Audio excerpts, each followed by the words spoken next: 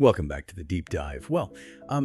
Have you ever found yourself just swimming in information, trying to really get a handle on new concepts? Or, maybe you've set out to build a really powerful new habit, only to watch it kind of slowly, frustratingly just fizzle out.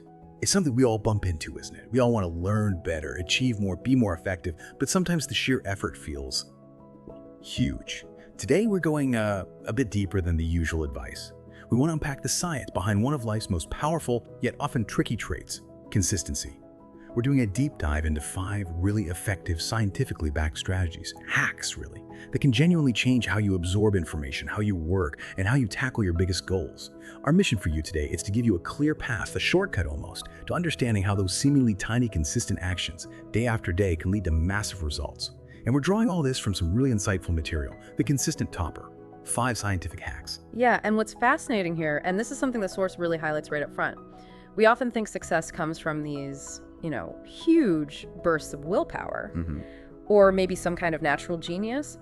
But the real insight, it's much less about those one-off heroic efforts and much more about understanding, how your brain actually works. We're going to explore that deep connection between consistent daily actions and achieving real long-term mastery, whether that's in studies, learning a skill, or even your career. That's a really key point. The source really hammers home that consistency is the foundation, right? Not just a nice to have.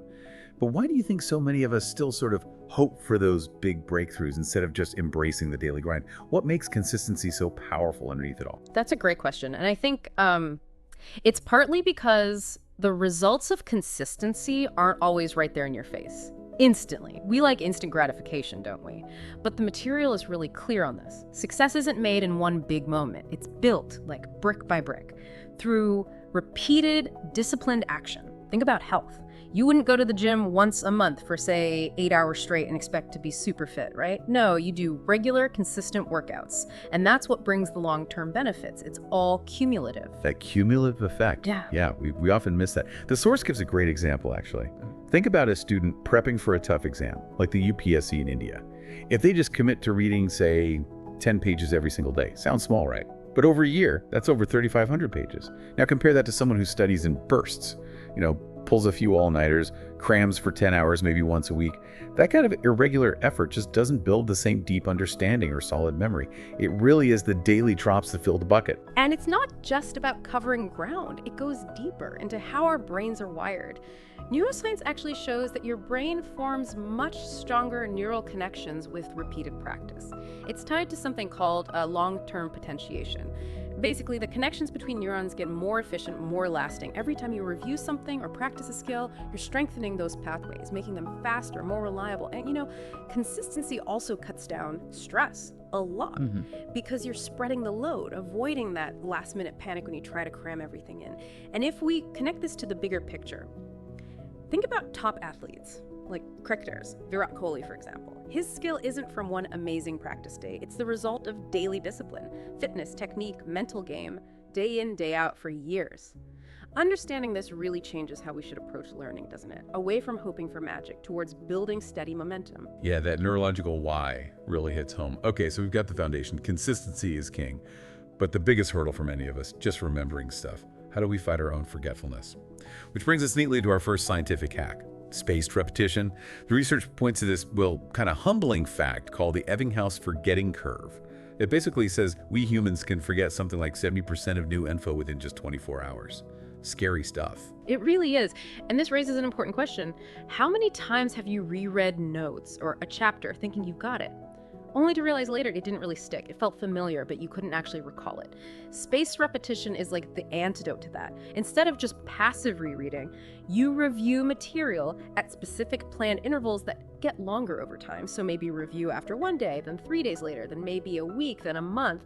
This strategic timing actively fights that forgetting curve. It signals to your brain, hey, this information is important, keep it. It strengthens the memory trace each time. You see this in action all over. Think about language learning apps like Duolingo. They don't just throw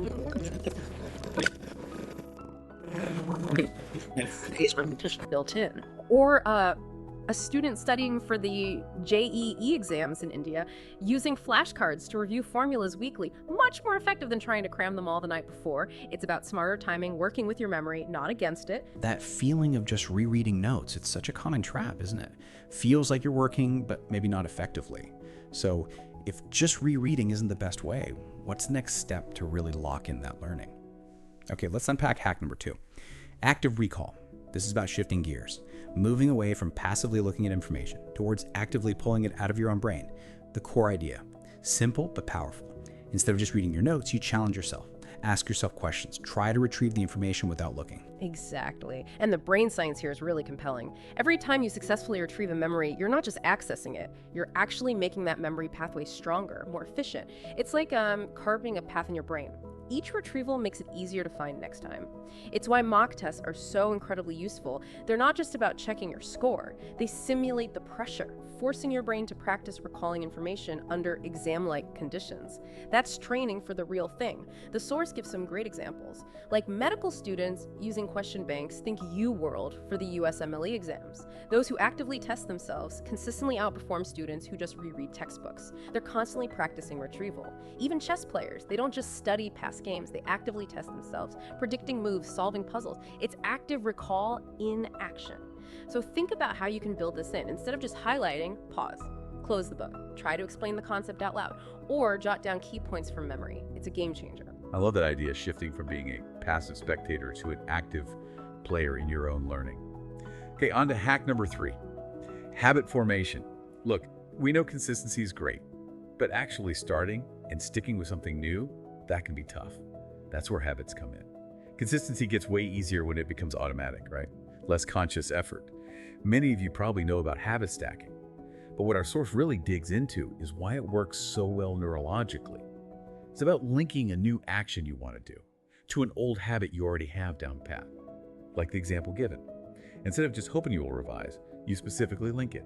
After I brush my teeth in the morning, I will immediately revise one physics formula. Brushing your teeth is automatic. You don't think about it. That becomes the trigger, the cue for the new habit. It sort of piggybacks on the existing neural pathway. Makes it much easier to integrate. I actually tried this with my morning coffee, checking my to-do list before the first sip. Took a few days, now it's automatic. It's kind of amazing how well it works. And what's fascinating here is how this leverages your brain's efficiency. It reduces the load on your prefrontal cortex, the decision-making part. The less you have to consciously decide to do something, the less willpower it takes, and the more likely you are to just do it. So you're essentially hijacking your existing routines to build new, productive ones almost effortlessly. It's clever. And the source gives this really powerful long-term example. Warren Buffett reads 500 pages a day. Apparently, he doesn't debate it each morning, it's just what he does. It became a habit deeply ingrained since he was young. It's automatic, requires almost no willpower now. That shows the incredible power of consistent habits built over time, decades even. Wow, 500 pages. Yes, sir. Yeah, That's that's the power habit right there. Okay, speaking of breaking things down from overwhelming, that takes us perfectly to hack number 4. Structured planning. Because big goals can feel totally daunting, right? Like staring up at a huge mountain, it can paralyze you. This hack is all about tackling that overwhelm, breaking down those massive goals into what the source calls micro goals, smaller, manageable pieces that feel less intimidating. Think about something like the Pomodoro technique, which the source mentions. Study hard for 25 minutes, then take a 5-minute break. That 25 minutes, that's a micro goal within your larger study session. It takes a big task, like study for 3 hours, and makes it feel doable, one chunk at a time. Exactly. And structured planning, especially setting weekly targets, is so much more effective than vague long-term goals. Like just saying, I need to finish the whole geography syllabus. It's huge. Where do you even start? It invites procrastination. But like the IAS aspirin example in our source, setting a weekly goal. This week, I will finish Geography Answerite class 9 and 10. That's concrete, achievable. It gives you a clear path for the week, cuts down on decision fatigue. You know exactly what you need to do today. And you see this everywhere in the professional world too. Software teams use agile methods, breaking huge projects into smaller sprints. It's the same principle. Take the giant task, slice it into manageable, trackable pieces. This stops you from feeling overwhelmed, gives you clear steps to follow, and lets you see your progress, which is huge for staying motivated. Absolutely. Seeing that progress, feeling that sense of accomplishment, that's vital. Which leads us perfectly into our 5th and final hack, motivation and mindset. Because, let's be honest, even with the best plans and techniques, Consistency still needs fuel. You need to keep that engine running. Our source has a great line here. Motivation is like fuel, but discipline is the engine. You really need both working together. Totally agree. Keeping motivation up is key for the long haul, and the source offers some really practical, psychologically smart ways to do it.